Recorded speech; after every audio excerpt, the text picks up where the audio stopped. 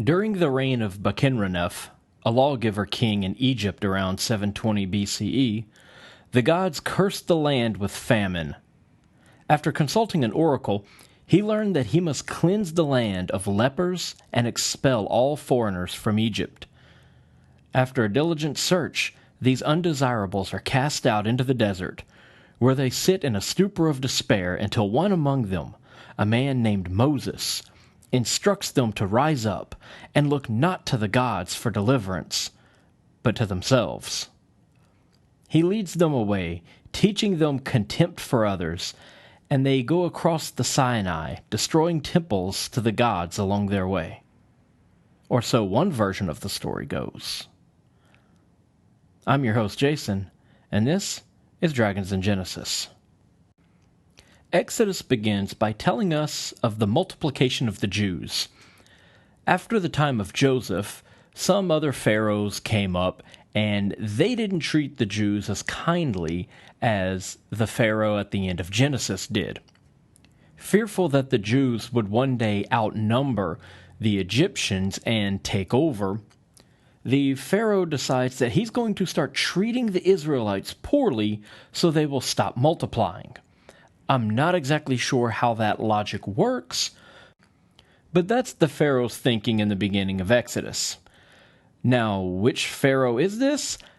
The book never tells us. He's simply called Pharaoh. So he launches a campaign to treat the Israelites poorly by increasing the amount of labor they have to do, reducing the supplies and materials they have to complete their labor, forcing them to live in poor living conditions, and so on. Now, Exodus tells us that at this time, there are 600,000 adult men among the Israelites. If you include roughly an equal number of adult women and then an appropriate number of children, you should have at least 1.5 million Israelites. And at this time in history, because the Egyptians kept good records, there were less than 1 million Egyptians living there. So the pharaoh's worries that the Egyptians would multiply and outnumber them have already come to pass. So this doesn't quite add up historically, but neither does the rest of the story.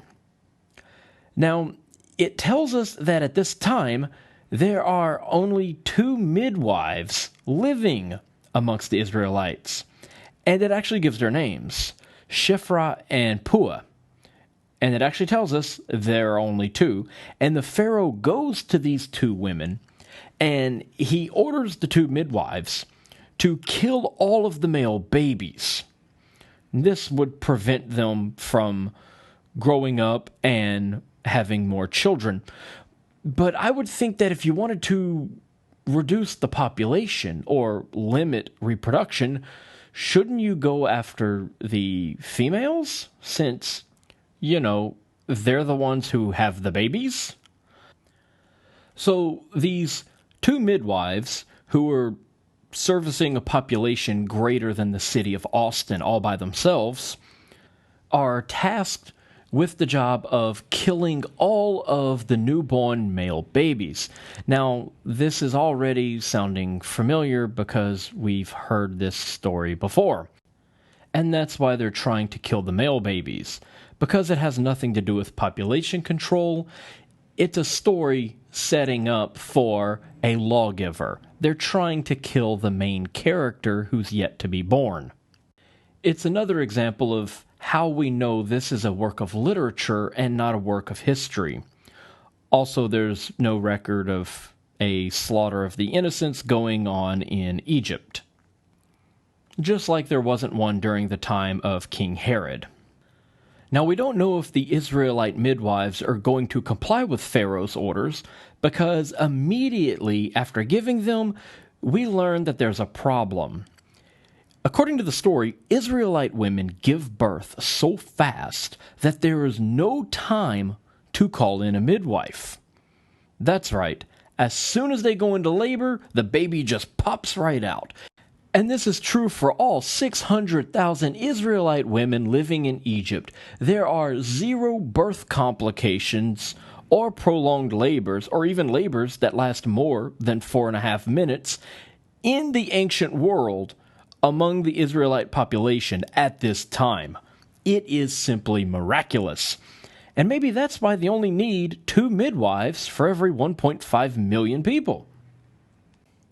So the nameless Pharaoh, and we don't know his name because the most powerful man in the country is less important than 2 midwives who don't actually have a job to do. He tells them to throw all of the baby boys into the Nile. And that will move us one step closer to the stereotypical lawgiver origin story. And once again, not actually trying to control the population, otherwise he'd go after the girls, but instead he does his best to get rid of the males who could possibly give rise to a new main character. Around this time, a man from the house of Levi gets married to a woman from the house of Levi. Now, like everyone else in this story, apart from the 2 midwives, these 2 characters have no name. That's right, the mother and father of Moses are as unimportant as the Pharaoh himself. They are completely anonymous. So these 2 get married, and since they're both from the house of Levi, they're both descended from Levi, so they're brother and sister, or they're cousins. So they're keeping the Abrahamic tradition of inbreeding alive. And, of course, they give birth to a boy. After hiding the illegal child for 3 months, she places him in a basket and seals it with bitumen, and places this basket in the Nile, thus guaranteeing that her child will grow up to be a stereotypical ancient Near Eastern lawgiver. Because the stereotypical lawmakers need to be born among the people but also have a royal connection, the Pharaoh's daughter supplies that. So in the story, the Pharaoh's daughter comes down to the Nile to bathe, and there she finds the basket floating amongst the reeds, and she has her slave draw it from the water. And of course, this entire scene is plagiarized straight from the Sargon myth. Uncovering the child, she recognizes that it is a Hebrew baby and decides to keep this a secret so that the baby can survive and it can be raised sort of as her own. Now, we're not told how exactly she knows it's a Hebrew baby. We would guess that since he's more than 8 days old, he would be circumcised, as that was the custom established under Abrahamic law. However, we are told in Exodus 4:24 through 26 that Moses is not circumcised, something that actually gets him in trouble with Yahweh, and we'll get to that near the end of this episode. So, the Egyptian princess decides to keep this baby's true nationality a secret so that he won't be executed. And since there's apparently some rule that states that Hebrew babies can only drink Hebrew milk, she selects a Hebrew woman to nurse him, and the woman she chooses happens to be in the bushes right next to the river. That's right, she selects Moses' own mother, who just abandoned him 5 minutes earlier, to raise him. So the Pharaoh's daughter decides to name the boy Moshe, which means to draw out. Just like the god Dionysus was given the name Moshe, which means to draw out, because he was drawn out of the Nile as a baby. As with any good hero's tale, we have a brief glimpse of the boy during his curious birth circumstances and a brush with royalty, before we fast forward to his adulthood. In the next scene, Moses encounters an Egyptian man beating a Hebrew man. Now, even though he was raised as an Egyptian and should have no idea that he's even a Hebrew, he identifies with the Hebrew man and murders the Egyptian. Now, I'm sure that a person who is raised in the Pharaoh's house as a foster child of the Pharaoh's daughter could probably get some random Egyptian to stop beating a Hebrew. or he could maybe just beat the Egyptian. But instead, he murders the guy and then buries his body in the sand. Now, obviously, laws exist because he's afraid of punishment for breaking the law. Otherwise, he wouldn't have hid the guy's body in the sand. And if laws already exist, we don't need a deity to carve them into a couple of stone tablets and pass them down to these pesky mortals. So, fearing prosecution for the crime of murder, Moses sets out from the land of Egypt and heads east. And once he flees, Pharaoh learns of this murder and puts out a warrant for his arrest so he can be executed. So Moses is on the lam for murder, and the Pharaoh wants his head on a pole. So he travels east from Egypt and arrives in the land of Midian, where he visits a well. Now, in Bronze Age literature, visiting a well means that you will meet a young lady and the topic of marriage will soon arise. But since Exodus is obviously based on true events, anything could happen. Yeah, he meets some young women drawing water from the well, and he gets married.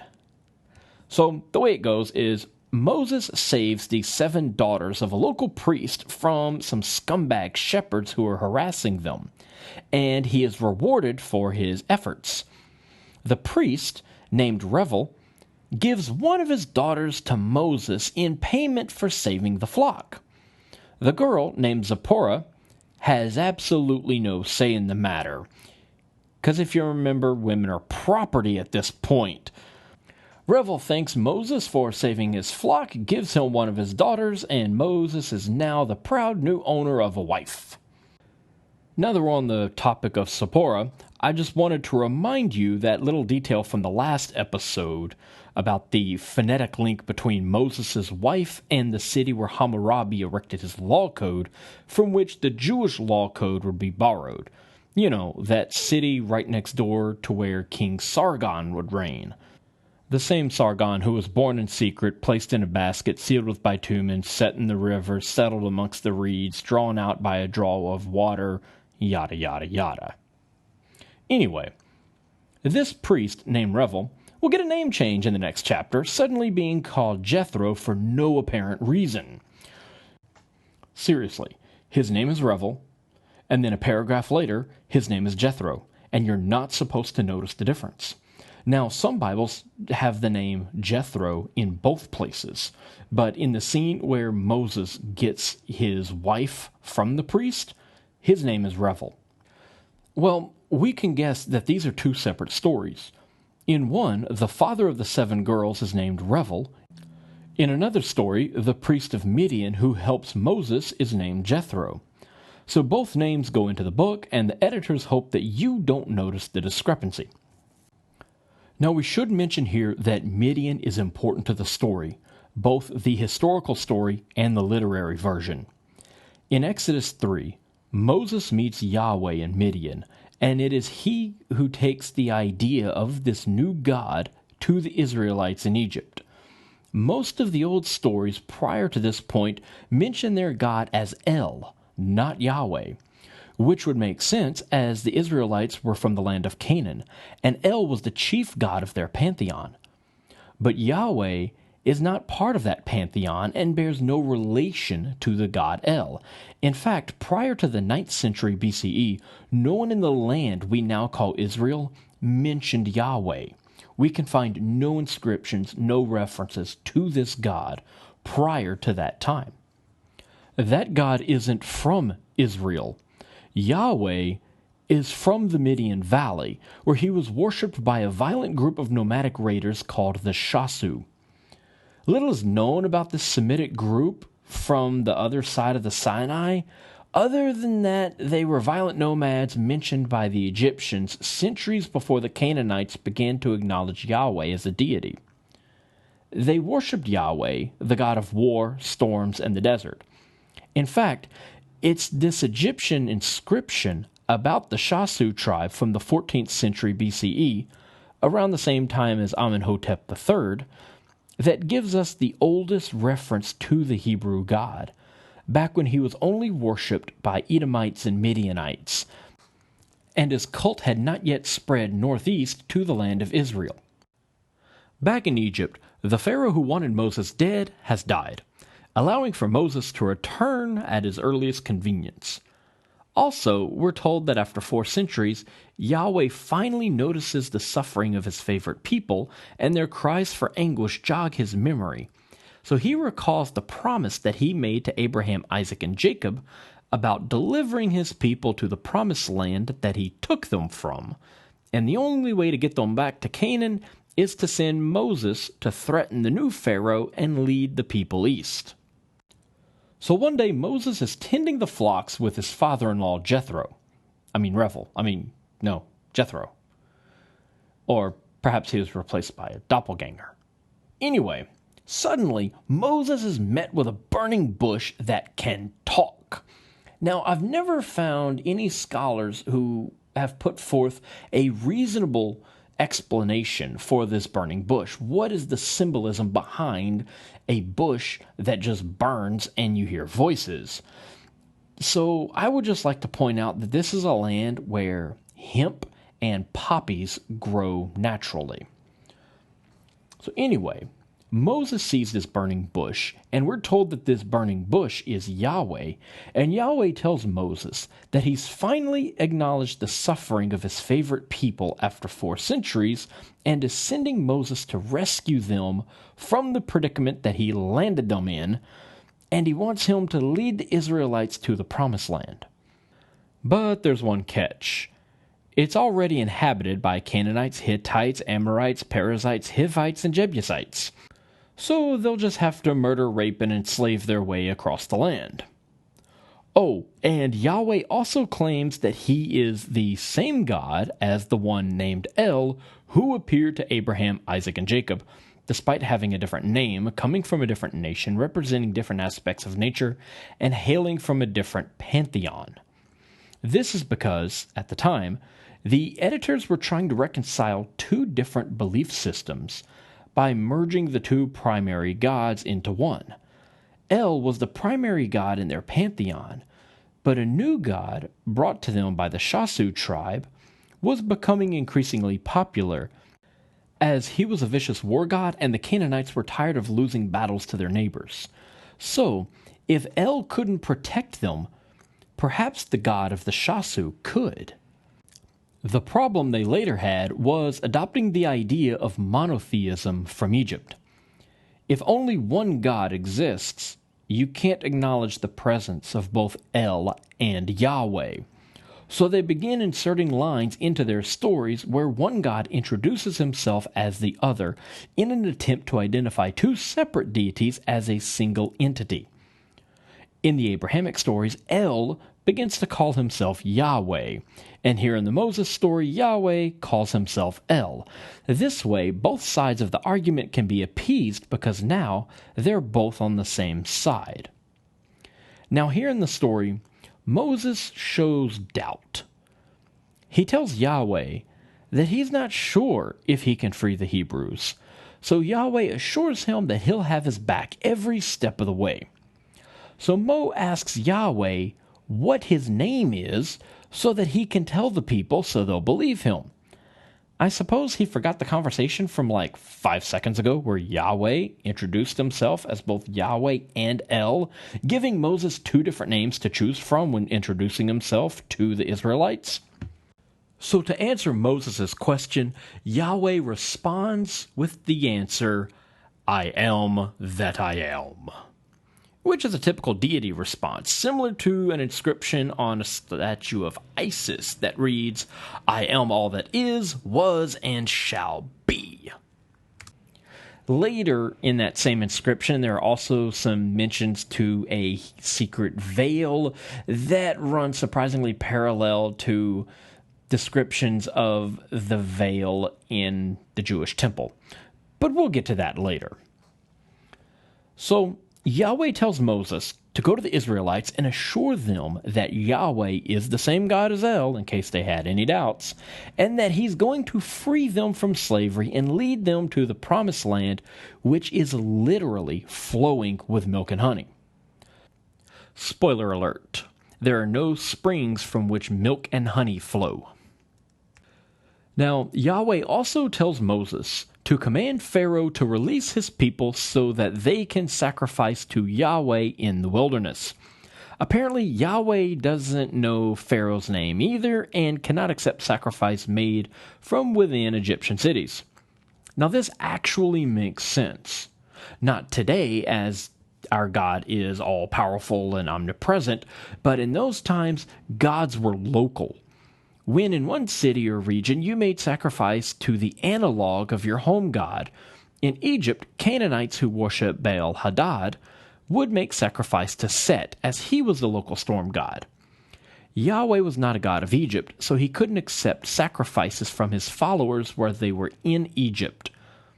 So why couldn't they just sacrifice to his analog? Why wouldn't those sacrifices count?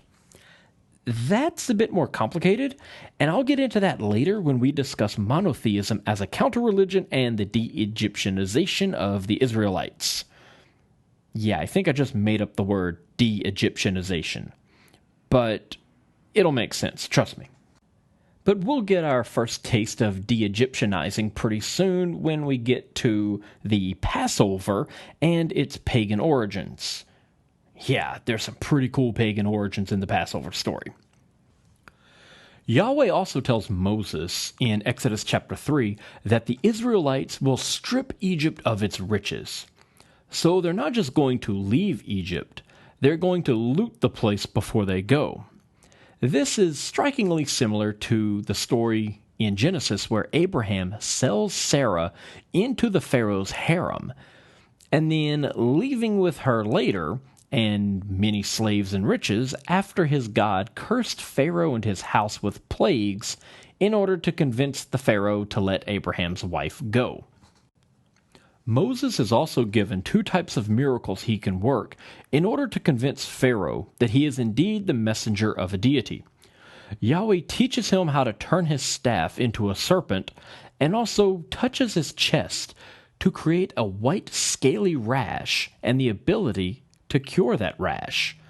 Now, this is most certainly a reference to the same leprous rash that is mentioned in Leviticus 13:2, and the connection with leprosy will play an important role when we begin to dig into the Egyptian sources for this story. At this point, Yahweh informs Moses that he will not allow Pharaoh to release the Israelites when commanded to do so. Yahweh himself will intervene and, quote, harden Pharaoh's heart so that he will not let the people go, unquote. And because of Pharaoh's refusal, Yahweh will murder Pharaoh's firstborn son. So Yahweh doesn't want to release the Israelites until he has had a chance to slaughter some Egyptian children, and he's willing to take away the Pharaoh's free will to ensure he has that opportunity. Let's unpack that. Yahweh states that he will not allow the release of the Hebrew slaves until he has a chance to work some great miracles in Egypt. We already know what those great miracles are, and he even stated the last of those here. They're the plagues of Egypt: water turning to blood, dripping sores, hail of fire, lice, the slaughter of the firstborn children, etc. So Yahweh really wants to cause some major destruction, and to do that, he needs provocation. But if Moses commands Pharaoh to release the Israelites, and Pharaoh obeys, as Yahweh has already predicted that he will, then Yahweh won't have that provocation. So he's going to arrange events so that Pharaoh cannot release the Hebrews. And in the process, he's going to prolong their enslavement and suffering. Why would he do this? Well, it's not to convert more people. He doesn't want Egyptian converts. Only Israelites are allowed to follow him. And it's not to convince the Israelites to convert. They already worship him, which is why he's saving them. He does it to demonstrate his greatness, a motive explicitly stated. He wants to show off how terrible he can be. We have this spelled out for us in Exodus 14, when the Egyptians pursue the Israelites and Yahweh intervenes. His power is so great that it finally convinces the Egyptians that he is a true God. And in their brief moment of understanding, he kills them all. Rather than gaining new followers, he kills every one of them. And he allows the Israelites to witness this atrocity so that they will fear him, an act that inspires a song in the next chapter dedicated to Yahweh the warrior, referencing his war god origins. Now, if this isn't horrible enough, as soon as Moses sets out to obey his Lord's commands, he is almost killed on the road in an ambush. In Exodus chapter 4, verses 24 through 26, which was mentioned earlier with regards to Moses' lack of a circumcision, Moses is camping beside the road at night, or in some versions, he is staying in an inn, and he is set upon by a potential murderer. Who is this would-be assassin? None other than Yahweh himself. That's right. The night after Moses takes off to return to Egypt and do God's work, God himself reappears and tries to kill him. Moses is camping beside the road one night, and Yahweh bumps into him at random and grows furious with Moses and tries to kill him for not being circumcised. So for some reason, his mother didn't circumcise him during the 3 months that she bore him in secret, perhaps so that she could pass him off as an Egyptian baby if she were ever caught, and then he was raised as an Egyptian after that. So at this point in the story, Moses still has his foreskin, and this apparently is a capital crime. So Yahweh is chasing Moses around the campsite, and his wife, Zipporah, snatches up a broken piece of flint and cuts off their son's foreskin. She then wipes the blood on Moses' penis and says, "You are my bridegroom of blood to me." Yahweh sees this and says, "My bad, I guess you're circumcised after all," and then walks away into the night. If it weren't for Zipporah's quick thinking, the Israelites might have had to wait another 400 years for someone else to be chosen to lead them to freedom. Now, let me point out a few things here. Your Bible probably says something like, Zipporah wiped the blood on Moses' foot, or something like that. This is because the Hebrew writers didn't like talking about sex organs, so they would replace the word penis with the word foot. There are other stories where a woman lifts up a guy's robe to expose his foot, and other examples like that. But it's quite clear that they're talking about the penis, especially since the story is about circumcision. You don't circumcise the middle toe, you cut the penis. So obviously, that's where the blood is going to be found. So when Zipporah wipes the bloody foreskin on Moses' foot, we know what she's actually talking about. Now, you probably never heard that story in Sunday school, and it probably doesn't really make sense. And to tell you the truth, it doesn't make much sense to me either. Why would Yahweh try to kill him, and how did Moses make it this long without being circumcised? Also, why does this story just pop up so abruptly and interrupt the flow? According to the tradition, he probably was circumcised. How else would the Egyptian princess recognize him as a Hebrew baby when she found him floating in the Nile? This short tale breaks up the narrative and interrupts the story, and whenever that happens, it's usually a later addition. Some Elohists might have invented the tale as an insult against Moses, since they were on the same team as the patriarchs. It would have served to show that Moses wasn't a true Israelite. That's probably why the writer has Zipporah cut off her son's foreskin. It diffuses the situation, tricks Yahweh into allowing Moses to live, and still leaves Moses as a pretender, something that the followers of the Abrahamic tradition would have found humorous. And when the editors of Exodus were collecting and compiling these stories, they couldn't leave this one out. So they just tucked it in wherever they could, and this was as good a place as any. Like the inability of Yahweh to hear the cries of the Israelites for 400 years, this story demonstrates the limited knowledge of the deity. He first had no idea that Moses was uncircumcised, and then had no idea that Zipporah had actually circumcised her son, not Moses. The idea of God hasn't yet evolved into an omnipotent, omnipresent entity yet. That won't come around until much later. After this, Moses and Aaron visit the Hebrew elders and work a few miracles until they are convinced that he is indeed sent by God. That about wraps it up for this episode. Be sure to check back later for the next episode where we'll be getting into the plagues and the actual exodus from Egypt.